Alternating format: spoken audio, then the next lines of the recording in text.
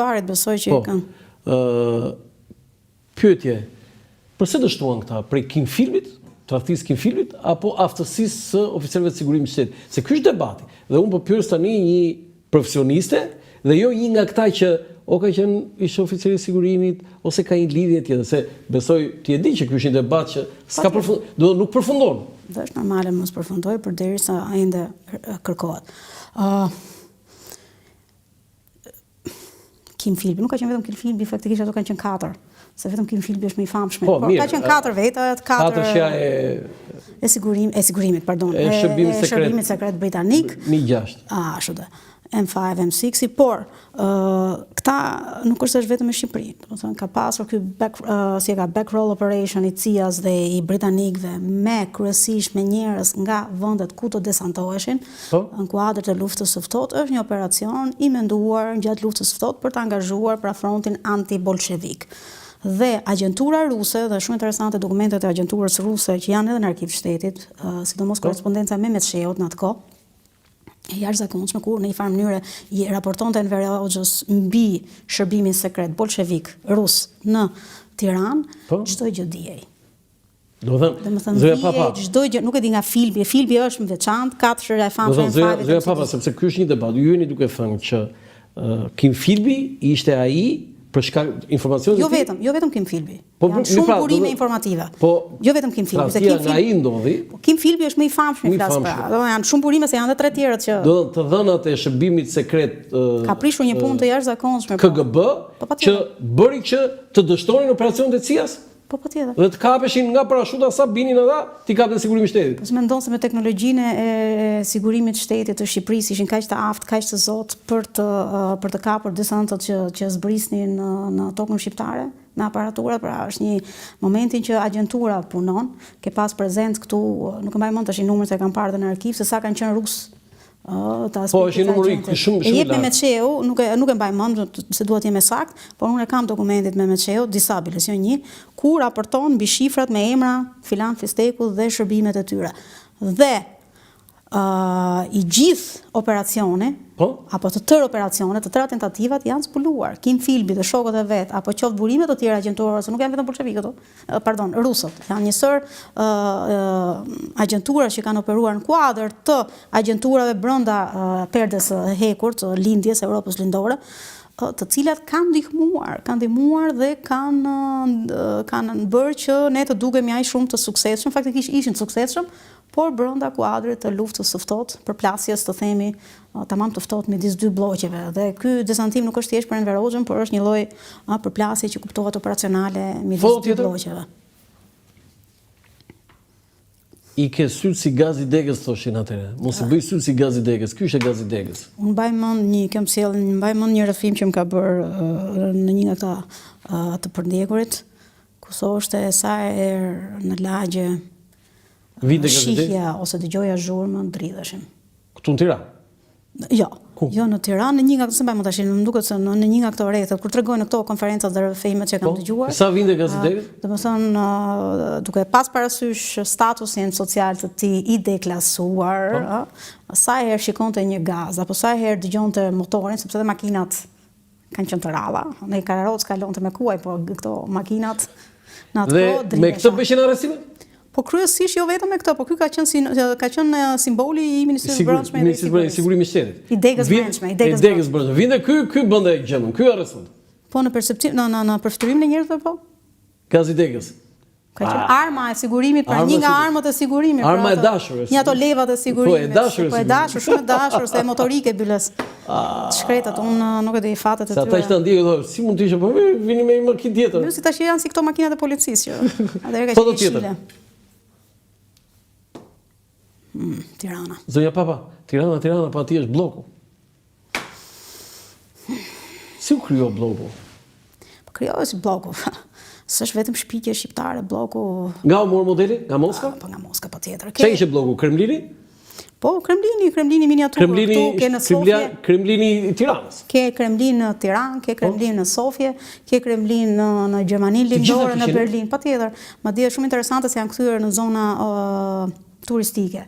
Në qoftë se në Sofje deri në 63 me Krushovin këto filluan pak të hapen, pra, po Berlini ka rezistuar me të drejtën, si pjesë, unë e di që ka rezistuar, harrova të shënjemi si quhet, Berlinin lindor, dhe bloku. Po është interesante mënyra si u krijua bloku. Unë kam lexuar një rrëfim të Enver Hoxhës, kur ditët e para të themit të hyrjes në nëntor, me që jemi nëntor, të hyrjes së qeverisë përkohshme në Tiranë, kanë banuar tek Hotel Dajti, te suitat e Hotel Dajtit.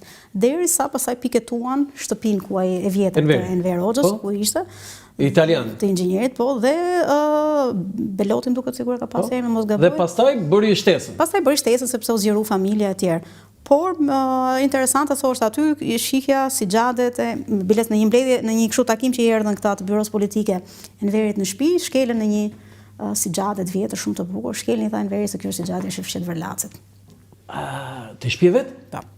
Do të thënë si xhat qëllimi i shtëpisë kryesor, ishte fshet Verlacit. Kolaboracionistin, po, më të pasurit të Shqipërisë. Shkelën i tha. Ka janë arkive dokumentat, unë i kam. Se interesante kjo. Kështu është bërë bloku. Pastaj filluan. Po Shefqeti ishte kolaboracionist?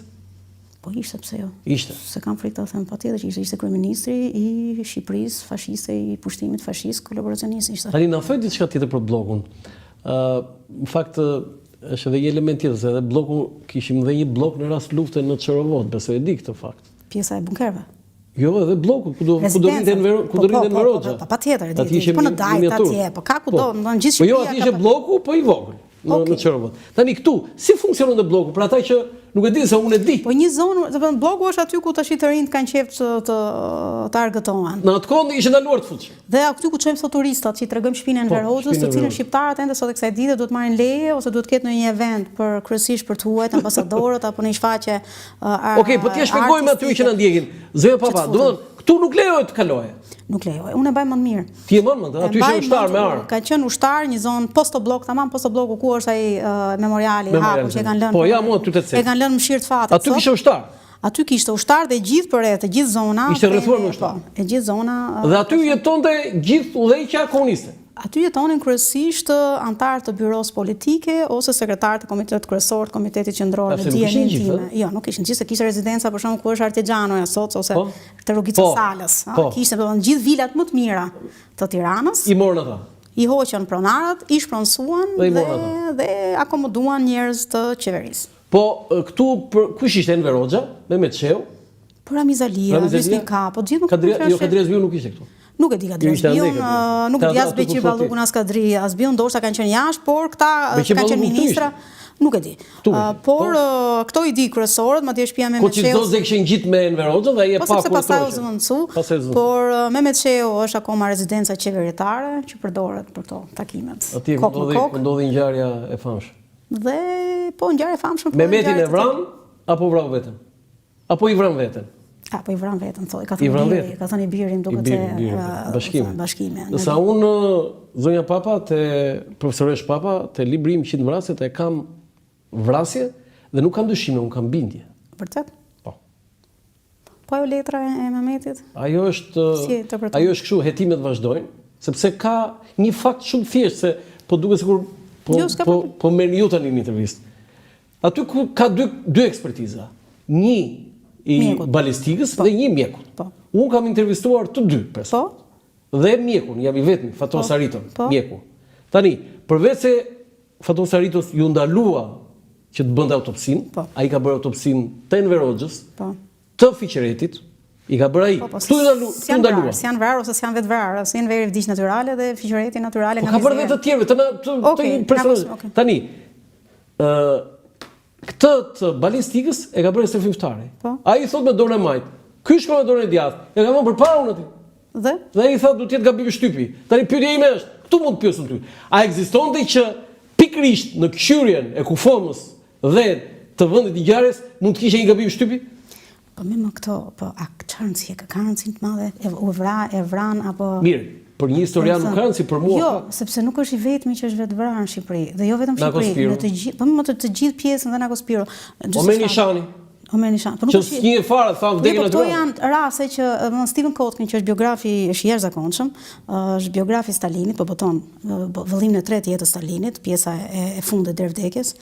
Jep në sa raste të eksponentëve të lartë të Partisë Komuniste Bolshevike, të Partisë Bolshevike Ruse, Bashkimin Sovjetik, që kanë vrarë veten. Do të thënë momentin që kanë devijuar nga linja e partisë, të themi, dhe ajo bindja për partinë, për vijën e drejtë, ndoshta edhe zhgënjimin ndaj liderit, ndaj udhëheqësit, futet këtu pastaj edhe pjesa e kultit të udhëheqësit, i ka çuar o drejt vetvrasjes ose i kanë vrarë dhe i kanë paraqitur si vetvrasje. Dhe pyetja është, a ka ndonjë rëndësi?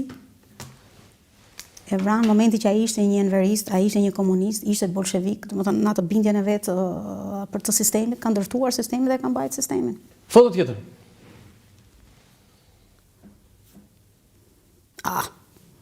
Radha Vajgurve. Si mund të lija unë Trisja Enriqueta Papre mos i vija një radha e Vajgurit? Ka mbajtur radhë të tillë, po. Ke mbajtur, Po, s'kam Sa vjeç ishe? Po ja, se ka qenë që nga 10 vjeç që kur mba filloja të ndërgjegjësohesha që isha aftë, ti tregoja prindërve që i ndihmoja, po patjetër, qoftë. Ke qenë radhë Vajguri? Kam qenë radhë Vajguri. E sa ta ishe kur vajte që të kujtohet? Jo, mendoj. Po shumë ja kështu bidon sa të thotë se nuk e di kuptoj këtu radhash atje, po nga atje fillon. Po ndoshta edhe çik më këtej. Po jo, patjetër që vazhdon, po bidon. Ai bidoni i metalt, kështu i alumint, Shikoj një çik ç'a vëre, asnjë nuk i ngjan tjetrit. Po, sepse çanta, ose kishin vënë ndonjë, edhe kur ishin të ngjashëm, kishin vënë ndonjë emblema, ndonjë shenja, ndonjë të Jo, për shkak si është kjo është njësoj si kariget në mort. Unë them studentëve të mi, të bëj lëndën historia dhe memoria, dhe kujtesa, vizuale qoftë, kur kishte raste fatkeqësisht në shkallë të pallatit. Dhe merrshin tashi, vinin komshinët, filxhan të kafes dhe këto kariget. Unë mbaj mend kariget. Vinin dhe mbrapa ishte emri i Timati, quaj Kristofor, dhe mbrapa ishte emri i babit, sepse kishte aq shumë karige të njëjta, kjo lloj njeksimi, parafabrikimi. Thot Max Velo, parafabrikimi i jetës, domethënë si ato pallatet parafabrikate, ti kishe kudo dhe në shtëpi njësoj mobiljet orendit. Dhe kishe shtuar emrin ju. Po edhe ne. Dhe këtu bidonët e kishin nga një flas veçanti për të kuptuar se bidoni i Enriquetës apo një etiket. Po. Radha ishte simbolika e nivelit